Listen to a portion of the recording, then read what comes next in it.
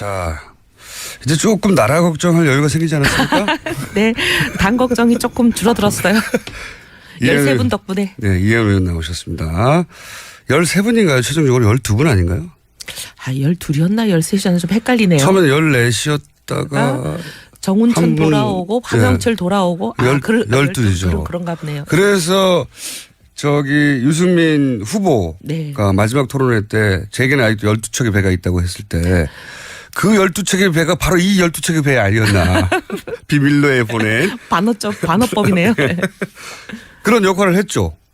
12분이 오히려 당의 도움이 됐습니다. 결속을 강화시키고. 그걸 그죠? 의도하셨는지는 모르겠지만. 의도 안 했죠, 물론. 네. 그분들은 그분들의 살 길을 갔는데 본의 아니게 도움이 됐습니다. 본인들은 위기가 되고 내일 이제 김성태 의원 나오시거든요. 아, 그래요? 네. 아주 저희가 기대가 만발입니다. 2주간 못 나오셨다가 이번에 못 나오셨어요? 네, 거기 가서 해피하신지 꼭 물어봐 주십시오. 그 정도로 묻고 그치지 않죠. 네. 네. 뭐 철새 얘기도 나올 것이고 저희 음악도 따로 준비한 게 있거든요. 어떤 음악이요? 설계? 내일 들어보세요. 김성태 의원만을 위한 특별 코너도 마련하고 저희가 약 올리려고. 그렇긴 한데 이 12분이 처음에는 큰 피해일 것만 같았는데 그죠? 그 순간에는 네, 그랬죠. 다들 당황하고 그래서 뭐 저희가 열심히 물밑으로 막 이 사람 저 사람 만나서 설득도 해보고 말리려고 아니되옵니다도 해보고 네. 뭐 별짓을 다 했어요. 없어도 하고 협박도 하고 막. 제가 오죽하면 밤 2시까지 감자탕 집에서 그분들 붙들고 앉아있고 그랬겠어요. 뭐라고 하셨어요? 아유, 그럼 되겠냐. 같이 가야지. 우리 창당 때 정신으로 돌아가자. 그랬다가 또 혼나기도 하고.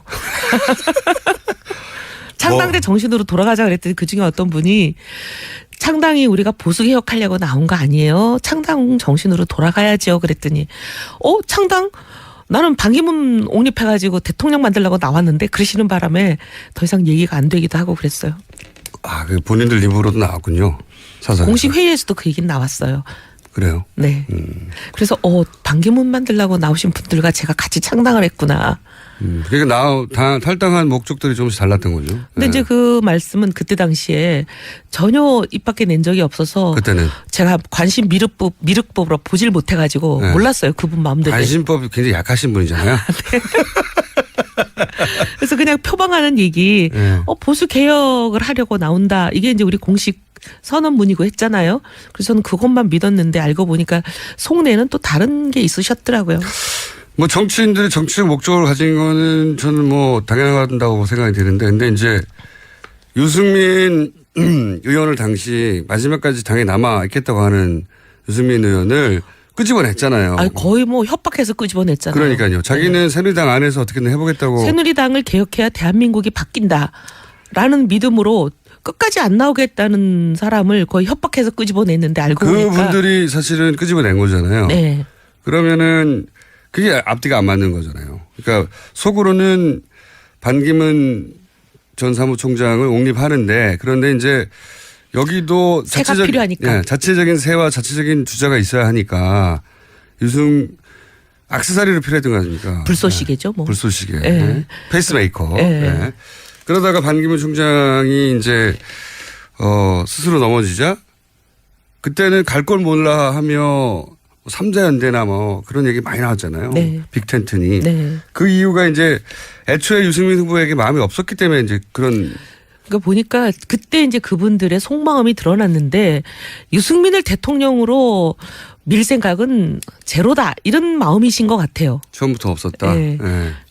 그러다 보니까 이제 유승민 후보가 지지율도 낮고 하니까 그 핑계 겸하여 결국은 당을 떠나게 됐다. 근데 현실적인 고충도 있긴 있었잖아요. 그분들이. 있긴 있죠. 아니 근데 네.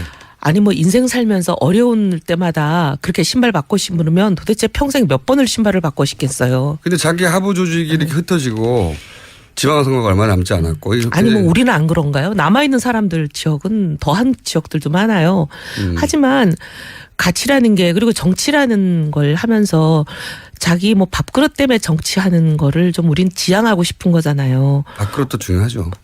아니 근데 지금 근데 제일 더 중요한 건 제일 중요해서는 안 되는 건데 더 중요한 거는 가치를 중시해야 되는 게 우리 이제 생각인데 우리하고 좀 생각이 달랐던 거죠. 돌아간 분들 물론 내일 이제 김성태 의원이 나와서 얘기를 하겠지만 돌아간 분들이 거기서 마음이 굉장히 불편할 것 같은데. 그중에 어떤 분을 얼마 전에 뵀는데 네. 우연히 예.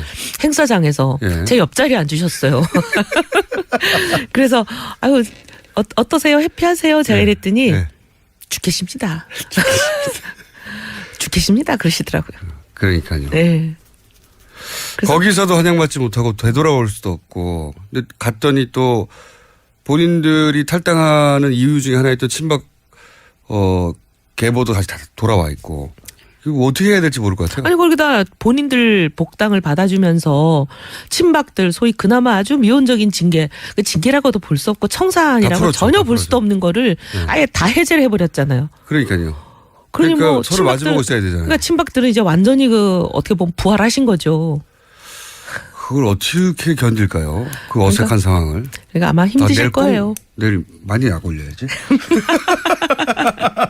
반면 네. 바른정당은 어제 연찬회도 있고 했는데 분위기가 굉장히 좋아졌겠습니다. 네, 뭐 사실은 이제 생각이 좀 다르던 분들이 떠나시고 나니까 이제 생각이 같은 사람들끼리 거의 남은 거잖아요. 물론 네. 뭐 부모 자식 간에도 생각이 다른 게 인생인데 모든 만사에 뭐 저희 한 170명 되는 사람들이 거의 똑같다 이렇게 볼 수는 없는 건데 그래도 거의 다수가 절대 다수가 한 90% 95%가 생각이 같아요. 이제 비슷한 생각을 예. 하겠다. 그래서 뭐 저기 대선에 대한 평가도 아 그래도 우리 부족했지만 선전했다. 국민들께서 우리 부족한 거를 국민들께서 그래도 나름 많은 표를 주셨고 우리 부족한 거에 비하면 국민들께 감사하고 그다음에 이제 보수 개혁에 불씨 좀 살려서 너희들 잘해봐라 이렇게 우리한테 좀 숙제를 주신 거 아닌가 우리 이 숙제 잘하자 이렇게 막 분위기가 완전 의기투합. 예. 네. 지지율 계속 꼴찌였다가 막판에 4위로 올라왔고. 그것도 그렇고 그 호감도도 굉장히 올라왔고요. 유승민 후보에 대해서. 네. 아 이번은 아니지만 다음 뭐 그다음 하여튼 주목해야 될 정치인이다. 여기까지 완전히 올라왔으니까요. 예. 그리고 밖에 나가면 그런 얘기를 은근히 많이 들어요. 이제 보수들 중에 제가 이제 특강도 가느라고 지방 도시도 좀 가보고 며칠 그랬는데요. 막판에 이제 홍준표 후보가 문재인 후보를 이겼다고 막 그 사실과 다른 여론조사도 막 카톡으로 돌고 그랬잖아요. 네. 그러니까 그런 것도 받고 홍준표가 된다니 아 그러면 힘 뭉쳐서 홍준표 만들어야지 이제 소위 그분들 입장에서는 문 후보 당선을 저지하고 네. 싶어하는 분들이니까 네. 그럼 우리가 뭐 홍준표라는 후보가 마음에 안 들어도 뭐 찍어서 문 후보 안 되게 해야지 이런 마음으로 정말 찍고 싶지 않았는데 찍었다. 그리고 유승민 사람 괜찮은 것 같은데 찍으면 사표 된다니까 할 수 없이 홍 후보 찍었는데 뭐야 이거 뚜껑 열어놓고 보니까 턱도 없이 깨졌다. 속았다. 이런 얘기 많이 하세요. 그래서 유승민 후보 그러니까 정치인한테 제가 유승민 후보가 큰 자산을 쌓았다고 생각하는 게 이제 저 개인적인 그 관점이지만 정치라는 게 평소에 계속 이렇게 사람들 마음에 빚을 차곡차곡 사람들이 해야 되는데 못하는 일을 대신 하거나 어려운 길을 걷거나 그러면서 빚을 계속 쌓아가다가 선거 때 한 번에 받아가는 거거든요. 그런데 그 빚이 없는 정치인은 아무리 빚을 까먹으면 떨어지는 거고요. 유승민 후보는 빚을 좀 쌓았다. 이번에 좀 그런 것 같아요. 네. 그 빚을 쌓는 게 굉장히 중요하거든요. 이제 일부 국민들 마음에 아 그래도 저 사람 괜찮을 것 같아서 찍고 싶은 마음이 있었는데 저 사람 찍으면 사표되고 문재인 후보가 된다 그래서 찍었는데 뭐야 이거 차라리 그 사람 찍는 게 낫잖아. 라는 약간의 후회 같은 말씀들을 기차간에서 막 이렇게 커피를 주문해 주시면서 하시는 그렇죠. 분도 있고. 보수 유권자 중에는. 네, 뭐 어떤 분은 막 도시락을 들고 와서 먹으라고 하시면서 하시는 분도 있고 그래요.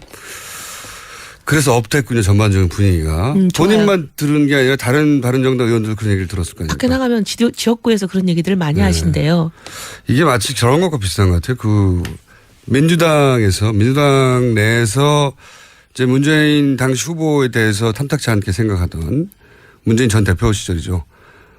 그 탐탁치 않게 생각하던 분들이 이제 탈당해서 국민의당 가고 나서 그게 굉장히 큰 위기였지만 그 위기를 거치고 나서 민주당이 굉장히 결속이 강해졌거든요. 그래서 이번 대선 때 굉장히 결속력 있게 잘했다 평가를 받는 것과 마찬가지로 바른정당에서 또 그분들이 나와놨더니 분위기 좋아지면서 결속력이 생기고 이런 거죠. 그죠? 참 세상만사가 살아보니까요. 네. 꼭 화가 아니고 복이 아닐 때가 있어요. 그래서 제가 아까 들어오신 데 봤는데 저분 대통령 당선된 것 같은데 저 당에서 그런 분 활짝 웃으면서 분위기 그만큼 좋군요. 네, 분위기 지금 좋습니다. 그래요? 열심히 하자. 우리 꼭 그래서 국민의 사랑과 신뢰를 받자. 막 이게 이제 으쌰으쌰 이러고 왔어요. 근데 김무성 전 대표는 딱히 밝은 분위기는 아닌가 봐요. 일본에 바로 가신 거 보니까. 저 흐뭇한 웃음은 뭐죠? 흐뭇한 건 아니고요. 김 네. 대표님은 조금 이제 그 연차 내에 거의 모든 분들이 발언하는 것과 조금 결이 다른 발언을 하셨어요. 어떤 말을 했습니까? 예를 들면 이제 전부 다 바른정당이 이제 바른 방향으로 가야 되고 모든 방식과 절차 이런 것들도 다 이제 바른정당답게 해야 된다. 우리가 처음에 창당했을 때는 시간이 없었으니까 불과 며칠 만에 지도부 뽑아야 되고 그렇죠, 하니까 그렇죠. 한 달 이상 걸리는 전당대 이런 거 하고 앉아있을 형편이 안 돼가지고 네, 추대했죠. 그냥 뭐 몇 사람이 모여갖고 특히 이제 소위 당의 지분을 갖고 있다고 생각되는 대주주 몇 명이 협의해서 정한 거잖아요. 소위 김무성계. 네. 그렇게 해서 이제 정했는데 뭐 이제 당직자 중에 지금 다 사퇴하고 남은 건 원내대표 정책위 의장인데 뭐 그중에 어떤 분들 지속적으로 하시는 말씀이 아직도 안철수 지지해야 된다. 이런 얘기를 하시기도 하고. 아, 그래요? 굉장히 좀 소위 해당 행위에 해당하는 발언들이 주 있는 거죠. 원내대표가요? 아니 주 원내대표는 아닌데 네. 하여튼 그런 분이 있어요. 있어요? 그날 연차 내에도 국민의당과 통합해야 된다고 유일하게 발언하신 분이에요. 그래요? 예. K. 그랬는데 L이요? 그런 분이 계시고 검색해봐야 되겠군요. 하니까 이제 좀 이거는 아니지 않냐. 이제 지도부도 새로 싹 갈아서 왜냐하면 선거에 이긴 당도 지도부를 교체하고 모두 그렇죠. 다 이제 새로 시작하는 새 출발이니까 새 수를 그러니까요. 새 부대에 담는데 아니 우리는 진정당인데 바꿔야지. 이제 이렇게 얘기들을 많이 하셨는데 김무성 대표님은 그게 아니라 비대위 체제로 가자. 비대위 체제라는 건 비상시 하는 거 아닙니까? 네, 그게 비상시고. 그러니까 이제 비상시라고 주장하시는 거는 선거에 졌으니까 비상 아니냐 얘기하시는데 선거에 진 건 맞아요. 근데 이제 비상대책위원회 체제로 가는 거는 전당대회라는 한 달 이상 걸리는 이 시간을 확보하지 못하고 급한 일이 바로 앞에 있을 때. 그렇죠. 그럴 때 하는 거잖아요. 선거 직전에 하는 예. 거니까. 예. 근데 이제 지방선거가 1년이 넘게 남았는데 1년 동안 비상체제를 끌고 간다는 게 이게 난센스다고 생각하는 그럼 거죠. 김무성 전 대표는 무슨 의도인가요? 많은 경우에 이제 왜 그런 이정구 의원이군요. 왜 그런 의심을 말씀하시는지는 국민의당과 합당해야 된다고 하는 분은 그죠? 하여튼 뭐 기사 찾아보시면 나올 거고. 네. 맞군요. 근데 이제 이 비상대책위 체제로 가자라고 하는 분들의 통상적인 의도는 그래요. 김무성 대표가 그런 의도 때문에 말씀하신다 하신 적은 없지만 왜냐하면 전당대회를 하면 룰대로 하면 여론조사 30에 당원투표 70으로 이제 누구도 누가 당선될지 컨트롤할 수가 없어요. 그렇죠. 누구도 예측할 수가 없고 그렇죠. 그건 국민들 마음이니까. 네. 국민들 마음에 맞는 사람이 그냥 당선이 되는 거잖아요. 근데 이제 비대위 체제는 소위 이제 당의 지분을 갖고 있는 대주주로서 사람을 찍어서 요 사람으로 하겠다 하고 이렇게 관철시킬 수가 있잖아요. 그래서 많은 경우에 비대위 체제로 가자고 하는 거는 주로 대주주들 입장에서는 본인들 뜻대로 하고 싶을 때 하는 거죠. 대주주 마음에 맞는 입맛에 맞는 사람을 세우고 싶을 때 그런 이제 명분으로 그런 방식을 많이 들고 나오죠. 김무성 전 대표는 이제 김무성 개라고 해야 될까요? 김무성 개가 다 탈당했잖아요. 예, 탈당해서 김무성 의원님만 계시죠. 그러니까요. 그 대주주가 아니잖아요. 이제 어떻게 해요. 근데 이제 마음만 대주주인 경우도 있죠. 이게 좀 뭐랄까 정치적인 진로에 대한 근본적인 고민 같은 게 있을 수도 있겠군요. 그래서 일본에 왜 가셨는지는 모르겠어요. 근데 어쨌든 그 연차 내에서의 발언을 보면 전체적인 사람들이 이틀 동안 한 발언과 완전히 좀 결이 다른 발언을 하셨어요. 이번 대선을 거치면서 정치적 영향력이나 또는 뭐 말씀하신 대로 지분이나 가장 많이 추락한 정치인 중에 한 사람이 김무성 전 대표예요. 제가 보기에는. 많은 분들이 바른정당 안에서도 그렇게 하고. 네, 많은 분들이 그렇게 말씀을 하시더라고요. 언론 기사나 그런 것도 그렇고. 자신의 계보는 또 다른 당에 가버렸고 그 다른 당으로 간 것이 뭐 미래를 위한 투자가 되거나 발판이 되기도 힘들게 대중적으로도 공격받고 있고 본인은 이 당에 남아있는데 이 당에는 또 대주주였었지만 지금은 대주주라고 할 수 없잖아요. 혼자 남았으니까. 실질적으로는 그런 편이죠. 네. 그래서 굉장히 외소해졌다. 영향력과 지위가. 그렇게 판단이 되는데 맞죠? 이게 일반적인 평가예요. 그래서 일본에 가셨구나. 그리고 방금 말씀하신 그 당대당 통합 얘기 이종구 의원이 주장하고 또 국민의당 내에서도 화답하는 사람 의원들 일부 있습니다. 그 의원들끼리는 이런 얘기가 오갔다는 겁니까 예전부터? 국민의당 일부 혹은 바른당 일부 내에서? 이종구 의원님 성격상 다른 당에 계신 분들하고 긴밀한 협의를 하고 그러실 것 같지는 않은데 그냥 본인 생각 아니신가 싶어요. 그 협의 없이 그냥 그런 말을 지금 할까요 타이밍상? 이제 뭐 보면은 원내대표 주승용 전 원내대표죠. 이제는 새 원내대표가 뽑혔으니까 주승용 원내대표가 이제 그렇게 얘기를 했잖아요. 없다고. 예. 그랬는데 이제 그 부분에 대해서 이종구 의원님이 아주 그냥 한 달 전부터 계속 하고 계시던 얘기죠. 심지어 그렇죠. 뭐 국민의당, 바른정당 거기다 심지어 자유한국당에 있는 비박들까지 합해서 한 100인 지지선언을 해야 된다. 네. 그때는 안철수 후보에 대해서. 안철수 후보 지지선언을 해야 된다는데 그때는 대선 전이잖아요. 대선 기간이잖아요. 다른 당 대선 후보를 지지선언을 여러 당이 모여서 한다는 게 이게 참 상식적으로 이해가 안 되는 그런 말씀을 막 하시고 그랬죠. 네.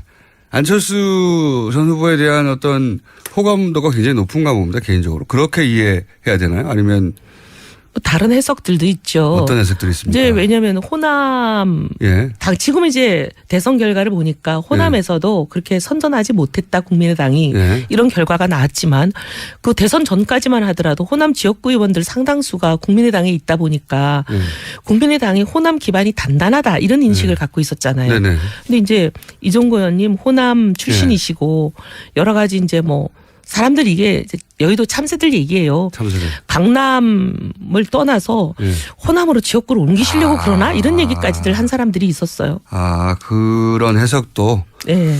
그거 뭐 해석 중에 하나지 꼭 그랬다는 얘기는 아니지만. 네.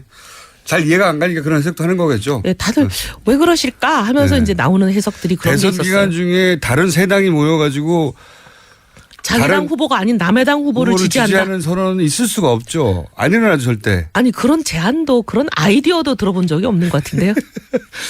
그렇군요. 약간 자기 그 본인만의 아젠다가 있나 본데 그 저희가 이종구 의원과 직접 인터뷰해가지고 왜 그러셨는지 물어보기로 하고. 그런데 어쨌든 바른정당도 이제 다른 당들도 마찬가지지만 백서도 만들고 부족했던 점들도 보완하고 해야 하는 그런 작업이 필요하잖아요. 네. 그리고 바른정당의 마지막 선전은 사실은 하늘이 도왔지. 우리 스스로 잘한 것이라기보다는 하늘이 도왔어요. 네. 정말로 12척의 배가 떠나감으로 해서 그것도 우연히 그러니까 의도하지 않은 것이고 저쪽에서 의도했겠죠. 거꾸로 반대로. 피해를 주려고 했는데 그게 덕이 된 거잖아요. 그리고 이제 그 딸 문제 같은 경우도 누구 기획한 게 아니잖아요. 기획한 게 아닌데 일종의 사고를 당한 건데 그게 그 사고가 됐고, 뭐 꼭 나쁘게 작용하지는 그렇죠. 않은 것 같아요. 그게 이제 그 약한 후보에 대한 그 동정심과 이렇게 연결되면서 부당함에 대한 그러면서 실제 정의당에서도 그런 분석을 많이 하던데 20대 유권자 중에 남성 유권자 중에 경제 정책은 뭐 진보적이지만 보수적인 성향을 가진 남성 어느 연령대나 보수층은 있으니까요. 그 층이 애초에 정의당을 지지하다가 바른정당으로 많이 옮겨간 걸로 자기들은 우리가 있다. 또 정의당과 상당히 불편한 관계에 가야 되는 건 아니겠죠? 그러니까 저는 궁금한 게 그런 그러니까 자기 지지층을 여기 나오실 때부터 예전부터 얘기했지만 자기 지지층 분석이 잘 안 되고 있어서 자꾸 대구에 갔는데 유승민 후보 대구 가지 말고 서울에 오고 빨리 방송에 나오라고 여러 차례 얘기했잖아요.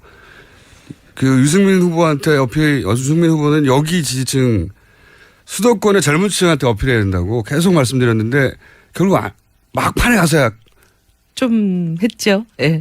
막판에 가서 유승민 후보도 좀 깨달았나요? 아니 제가 굉장히 강하게 밀어붙였어요. 제가 이제 일정 담당이었잖아요. 네. 일정 안 하셨다면서 그 전에는 계속 안 하는데 나중에는 아예 제가 그냥 세게 이렇게 해야 된다. 처음에는 그냥 건의 정도 하다가 나중에는 그냥 세게 얘기했어요. 대학가에 우리 지지층들이 바글바글 하는데 대학가 순례를 하자. 예. 그랬더니 나중에 이제 마지못해 그러기도 하고 워낙 후보가 이제 막판에는 바빠지니까 일일이 저랑 싸울 시간이 없었던 것 같아요. 자기가 어디로 가는지 뭘 끌려갔어요. 예, 그냥 나중에 후보가 너무 바빠갖고는 뭐 경황이 하나도 없잖아요. 자기가 어디인지도 모르고 막 그냥 여기가 대구 동성로인 줄 알고 대학로 간 거 아니에요? 뭐 일정표 짜가지고 그냥 언론에 막 공개하고 하니까 이제 일종의 후보도 조금 약간의 반자의.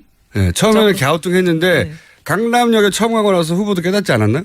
후보도 아마 그때 봤을 거예요. 처음으로? 예, 처음인지는 모르겠는데 대구 동성로가 오히려 처음이었을 것 같아요. 대구 동성로를 여러 번 갔는데 선거 중에 처음 간 날, 왜냐하면 이거 우리 좀 창피한 얘기지만 기성정당들 소위 이제 양쪽에 있는 민주당 또 그리고 자유한국당 이런 데는 뭐 40-50년 전통도 있지만 그리고 한 번 당원 가입하면 대부분 사람들이 길을 쓰고 탈당을 확인하고 탈당계를 내고 그러지 않거든요. 잘 안 하죠. 그래서 그냥 내놓은 입당 원서가 그냥 수십 년째 오는 사람들이 많아요. 네네. 그래서 당원 DB가 보면 사망자도 수두룩해요. 그럴 수 있죠. 이제 그게 이제 누적 당원 수가 뭐 200만 이민 간 사람도 많습니다. 이민 간 사람도 많고 심지어 그 사이에 당적을 또 다른 데로 옮겼는데 여기 탈당 정리가 안 되고 딴 데 가 있고 막 이런 이중 당적들도 많고 그래요. 네. 그러다 보니까 그 200만 당원이라고 하는 게 사실 뭐 실제 활동하는 당원은 뭐 10분의 1을 뭐 이런 맞습니다. 거거든요. 네. 근데 이제 그런 어쨌든 간에 기성정당들은 그래도 동원할 사람이 있는 거잖아요. 예. 그래서 우리가 그 정당에 연락처가 있었을 때, 있죠. 예. 그 정당에 있었을 때 이제 선거운동은 동원해요. 언제 어디까지 몇 시에 나와라. 뭐 태극 그때 당시는 태극기 들고죠. 네. 지금은 이제 태극기 집회가 조금 이상하게 변질이 됐기 때문에 태극기 들고 나오시는 것 같지는 않은데 모여라 하면은 이제 막 사람을 긁어 모아요. 그렇죠. 예. 그래서 막 동원도 하고 막 그 조직이 차도 무서운 거죠, 태워가고 막 그게. 예. 이렇게 해서 하니까 어쨌든 유세장에 적어도 한 300-400명은 늘 서 있어요. 늘. 근데 여기 서 있는 사람이 저기 서 있기도 하지만 예. 전국에 똑같이 사람들이 대부분 서 있지만 근데 그런 우리 동원 능력이 저희 당이 뭐 탄생한 지 100일도 안 된 상태에서 선거 시작했잖아요. 네. 없죠. 그러니까 그냥 사실 유세를 할 때 사람들이 그냥 지나가시고 후보는 마이크 들고 유세를 하고 굉장히 좀 황당한 그리고 나름대로 황량하죠. 유세 차 앞이 황량합니다. 네, 그런 유세를 하다가 예. 그 동성로에 갔을 때 구름같이 막 사람이 몰려들고 젊은 애들이 와서 사진 찍자 그러고 사진 찍자는 바람에 밤 12시까지 거의 물도 못 드시고 서 계신 거 아니에요? 20대한테 어필한다는 걸 처음 알았군요, 그때. 그때 놀랬던 것 같아요. 아, 뭐야. 아, 우리가 열심히 모을 필요 없이 이렇게 가만히 있어도 오는 그룹이 이 그룹들이구나. 예. 그리고 서울에 와서도 강남역 앞에서도 강남역 그다음에 대학가들이 그래서 한양대 뭐 고대 뭐 어마어마했어요. 거기서 후보들이 놀랬죠. 후보가 참. 아, 후보가 뭐 놀랬단 말은 안 하는데 분명히 놀랬을 거예요. 그렇겠죠. 예. 보통 전통적으로 보수 지지층이라는 게 이제 연령대도 좀 높고 사회 경험도 많고 뭐 50대 60대 이렇게만 생각해 오던 게 자유한국당의 패러다임이었고 보수 정치인들의 패러다임이었는데 새로운 보수층이 만들어지고 있거든요. 젊은 보수가 정치에 젊은 보수가 있다고는 생각했죠. 젊은데 보수가 없을 리가 없겠어요. 있죠. 물론 연세 드신 보수보다는 좀 숫자는 적어도 있기야 하겠지. 저희는 그렇게 생각했지만 많아요. 그런 그 젊은 보수를 뵌 적도 없고 그다음에 그런 젊은 보수는 대부분 소위 말하면 정치 행위에 개입을 안 한다라고 생각했어요. 그냥 현실에 무관하게 마음만 그러지 투표하러 잘 나오지도 않고. 근데 그 젊은 보수들은 전통적인 보수하고도 굉장히 달라요. 근데 이번에는 보니까 직접 행동하시더라고요. 그러니까 그 이념적 스펙트럼도 기존의 자유한국당이 이제 어필하던 포인트하고 다 다르고. 그러니까 네. 제가 보기에는 바른정당은 새로운 보수 지지층을 발견하고 공부하고 함께 가야 되는 상황이 됐다. 그러니까 엉뚱한 데 가서 때리고 있었다. 제가 몇 달째 얘기했는데 유승민 왜 안 나오는 겁니까? 끝까지. 근데 사실은 방송 이제 선거 끝났으니까 한번 불러주세요. 또 얘기해 볼게요. 네. 보니까 또 선거 끝나고 또 언론 일절 안 만나시는 것 같은데 한번 말씀드려 볼게요. 자, 문재인 대통령 초반 며칠간은 어떻게 평가하십니까? 저는 굉장히 잘하시는 것 같아요. 솔직한 말씀으로 무서워요. 무서워요? 네. 왜요? 너무 잘해서. 조건 다시 가져와야 되는데. 그래서 지금 저희가 이게 뭔가 이러고 있어요. 이렇게 잘하면 안 되는데. 네. 아니 뭐 잘하는 건 대한민국에서 좋은 일이니까 네. 뭐 이게 나쁜 일이다 이렇게 말을 할 수는 없고 네. 상당히 지금 당황들 하고 있어요. 긴장하고 있어요. 예. 네. 잘하네. 거기다 제가 놀랬던 건 뭐냐면 아니 뭐 젊은 참모들 청와대 비서실을 젊은 네. 사람들로 포진을 시키고 오히려 총리나 이런 경우는 경륜과 네. 경험이 많은 사람들 연로하신 이런 분들로 하고 이것도 굉장히 저는 좋게 보였어요. 비서실장보다 민정수석이 더 민정수석이 아니라 정무수석이 나이가 더 많고. 예. 그런 건 네. 좋아 보였고 그다음에 이제 그런 젊은 참모들하고 커피를 테이크아웃 잔에 들고 네. 청와대 경내를 산책하는 이런 거는 참 우리 박근혜 대통령한테 그렇게 바랬지만 뭐 도저히 볼 수 없는 장면들이었잖아요. 네. 네, 그런 부분이 이제 어떻게 보면 국민들이 그동안 소통에 목말라 있다가 이 굉장히 단비 같은 가뭄의 단비 같은 그런 좋은 면이 있어서 그리고 저 정도는 뭐 문재인 후보도 할 줄 알았다 나름 그렇게 생각했어요. 네. 저 정도 하지 않겠냐. 네. 근데 제가 놀랬던 거는 사실 그 북한의 미사일 실험 있고 네. 바로 NSC 소집하고 네. 그다음에 임종석 실장한테 대충 얘기를 들었는데도 김관진 실장이 직접 와서 더 자세하게 보고해라 네. 하고 굉장히 강경한 대북 메시지를 내보내는 거 보고 놀랐어요. 그건 놀랍지 않았는데 저는. 아 그래요? 근데 네. 왜냐하면 보수들은 계속 그동안 문재인 대통령의 대북관에 대해서 온갖 얘기들을 그럼 뭐 많이 했잖아요. 북한 미사일 쐈는데 잘했을 겁니까? 대통령이 당연히 근데 그거는 오히려 보수가 만든 프레임에 보수 스스로 빠진 것도 있는 것 같아요. 그래서 제가 의외로 상당히 박수 받겠다 네. 그런 생각하면서 그러면 안 되는데 유승민 다음 기회가 있어야 되는데. 그러면 이런 건 어떻습니까? 최근에 나온 질문 중에 그 뉴스 중에 청와대 거울방 얘기 나왔어요. 전 너무 놀랐어요. 호러 영화에 보면은 거울방들 나오지 않아요? 완전히 뭐 제가 이게 공포 영화 같기도 하고 거울이 있으면 좀 무섭지 않나요? 저도 그게 뉴스가 좀 무서웠어요. 좀, 상상을 해보면. 저는 좀 약간의 그 뭐랄까 오싹한다 그럴까? 그렇죠. 좀 오싹했어요. 아니 그리고 왜 그러셨는지가 너무 궁금해요. 저도 궁금한데 물을 수가 없잖아요. 네. 그래서 제가 여쭤본 겁니다. 저도 몰라요. 가까이 계셨으니까. 아니 뭐 그분 방에 가본 적이 없으니까. 거울을 자주 들여다보셨나요? 평상시에도? 거울 보시는 거는 제가 뭐 저야 뭐 이제 공식 거울. 석상에 나왔을 때만 보지. 거울 다 본 다음에 나오셨나? 네, 공식 석상에서야 거울 보지 않죠. 공식 석상에 계시는 것만 봤기 때문에. 자, 그러면은 조만간 아마도 당대표 출마하지 않을까 싶은 바른정당의 이혜원 의원이었습니다. 오늘 여기까지 하겠습니다. 감사합니다. 네, 감사합니다. 김성태 의원이 나와서 얘기를 하겠지만 돌아간 분들이 거기서 마음이 굉장히 불편할 것 같아요. 그중에 어떤 분을 얼마 전에 뵀는데 네. 우연히 예. 행사장에서 예. 제 옆자리에 앉으셨어요. 그래서 아유 어떠세요? 해피하세요? 제가 예. 이랬더니 예. 죽겠습니다. 죽겠습니다. 그러시더라고요. 그러니까요. 네. 그래서 거기서도 환영받지 못하고 되돌아올 수도 없고. 근데 갔더니 또 본인들이 탈당하는 이유 중에 하나였던 친박 계보도 다시 다 돌아와 있고. 그리고 어떻게 해야 될지 모를 것 같아요. 아니 거기다 본인들 복당을 받아주면서 친박들 소위 그나마 아주 미온적인 징계, 그 징계라고도 볼 수 없고 청산이라고 풀었죠, 전혀 다 볼 수도 없는 거를 아예 다 해제를 해버렸잖아요. 그러니까요. 그러니 그러니까 뭐 서로 마주보고 있어야 되잖아요. 그러니까 친박들은 이제 완전히 그 어떻게 보면 부활하신 거죠. 그걸 어떻게 견딜까요? 그 어색한 상황을. 그러니까 아마 힘드실 내일 거예요. 내일 많이 약 올려야지. 반면 네. 바른정당은 어제 연찬회도 있고 했는데 분위기가 굉장히 좋아졌겠습니다. 네, 뭐 사실은 이제 생각이 좀 다르던 분들이 떠나시고 나니까 이제 생각이 같은 사람들끼리 거의 남은 거잖아요. 물론 뭐 부모 자식 간에도 생각이 다른 게 인생인데 모든 만사에 뭐 저희 한 170명 되는 사람들이 거의 똑같다 이렇게 볼 수는 없는 건데 그래도 거의 다수가 절대 다수가 한 90% 95%가 생각이 같아요. 이제 비슷한 생각을 예. 하겠다. 그래서 뭐 저기 대선에 대한 평가도 그래도 우리 자, 이제 조금 나라 걱정할 여유가 생기지 않았습니까? 네, 당 걱정이 조금 줄어들었어요. 13분 덕분에. 네, 이혜원 의원 나오셨습니다. 13분인가요? 최종적으로 12분 아닌가요? 12이었나 13이었나 좀 헷갈리네요. 처음에는 14시였다가 정운천 한 분, 돌아오고 황영철 돌아오고 12죠. 그런가 보네요. 그래서 저기 유승민 후보가 네. 마지막 토론회 때 제게는 아직도 12척의 배가 있다고 했을 때 그 12척의 배가 바로 이 12척의 배 아니었나. 비밀로에 보낸. 반어법이네요. 네. 그런 역할을 했죠. 12분이. 오히려 당의 도움이 됐습니다. 결속을 강화시키고. 그걸 그죠? 의도하셨는지는 모르겠지만 의도 안 했죠, 물론. 네. 그분들은 그분들의 살 길을 갔는데 본의 아니게 도움이 됐습니다. 본인들은 위기가 되고 내일 이제 김성태 의원 나오시거든요. 아, 그래요? 네. 아주 저희가 기대가 만발입니다. 2주간 못 나오셨다가 이번에 못 나오셨어요? 네. 거기 아니, 가서 해피하신지 꼭 물어봐 주십시오.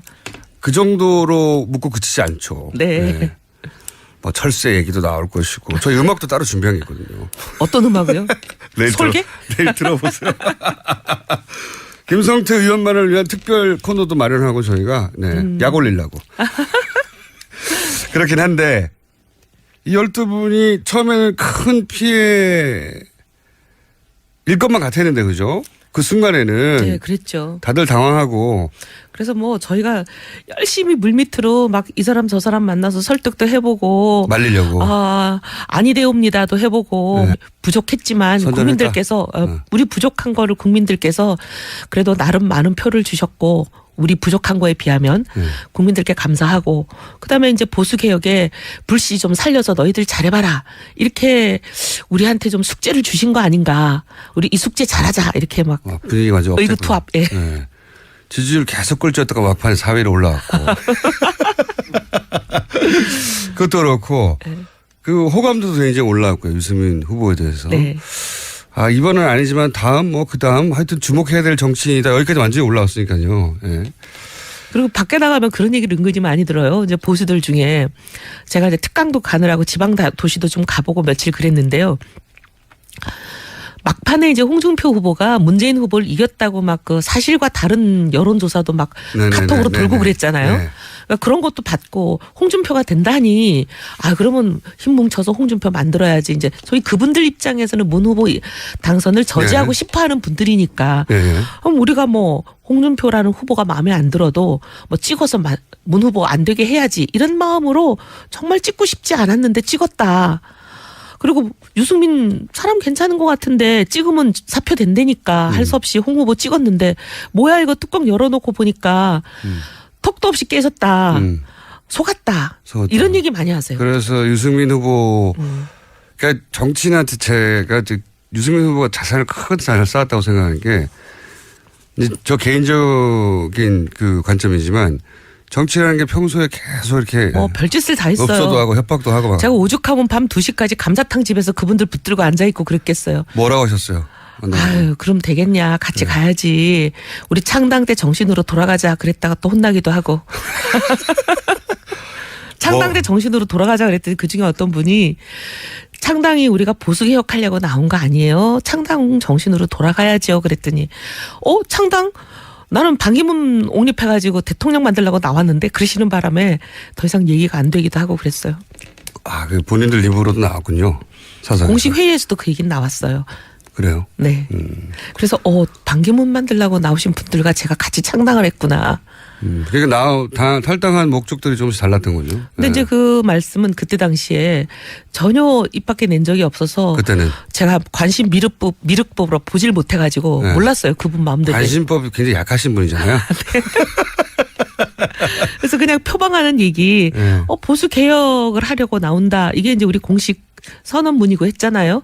그래서 저는 그것만 믿었는데 알고 보니까 속내는 또 다른 게 있으셨더라고요. 뭐 정치인들이 정치적 목적을 가진 거는 저는 뭐 당연하다고 생각이 드는데 근데 이제 유승민 의원을 당시 마지막까지 당에 남아 있겠다고 하는 유승민 의원을 끄집어냈잖아요. 거의 뭐 협박해서 끄집어냈잖아요. 그러니까요. 자기는 새누리당 안에서 어떻게든 해보겠다고. 새누리당을 개혁해야 대한민국이 바뀐다라는 믿음으로 끝까지 안 나오겠다는 사람을 거의 협박해서 끄집어냈는데 알고 보니까. 그분들이 사실은 끄집어낸 거잖아요. 네. 그러면은 그게 앞뒤가 안 맞는 거잖아요. 그러니까 속으로는 반기문 전 사무총장을 옹립하는데 그런데 이제 여기도 새가 필요하니까. 자체적인 새와 자체적인 주자가 있어야 하니까 액세서리로 필요했던 거 아닙니까? 불쏘시개죠, 뭐. 불쏘시개. 예. 네. 페이스메이커. 예. 네. 그러다가 반기문 총장이 이제 스스로 넘어지자 그때는 갈 걸 몰라 하며 삼자연대나 뭐 그런 얘기 많이 나왔잖아요. 네. 빅텐트니. 네. 그 이유가 이제 애초에 유승민 후보에게 마음이 없었기 때문에 이제 그런 그러니까 보니까 그때 이제 그분들의 속마음이 드러났는데 유승민을 대통령으로 밀 생각은 제로다 이런 마음이신 것 같아요. 처음부터 없었다. 네. 예. 그러다 보니까 이제 유승민 후보가 지지율도 낮고 하니까 그 핑계 겸하여 결국은 당을 떠나게 됐다. 근데 현실적인 고충도 있긴 있었잖아요. 그분들이. 있긴 있죠. 아니 근데 예. 아니 뭐 인생 살면서 어려울 때마다 그렇게 신발 바꿔 신으면 도대체 평생 몇 번을 신발을 바꿔 신겠어요. 근데 자기 하부 조직이 이렇게 흩어지고 지방선거가 얼마 남지 않았고. 아니 뭐 우리는 안 그런가요? 남아있는 사람들 지역은 더한 지역들도 많아요. 하지만 가치라는 게 그리고 정치라는 걸 하면서 자기 뭐 밥그릇 때문에 정치하는 거를 좀 우린 지향하고 싶은 거잖아요. 밥그릇도 중요하죠. 아니 근데 지금 근데 제일 더 중요한 건 제일 중요해서는 안 되는 건데. 더 중요한 거는 가치를 중시해야 되는 게 우리 이제 생각인데 우리하고 좀 생각이 달랐던 거죠. 돌아간 분들 물론 내일 이제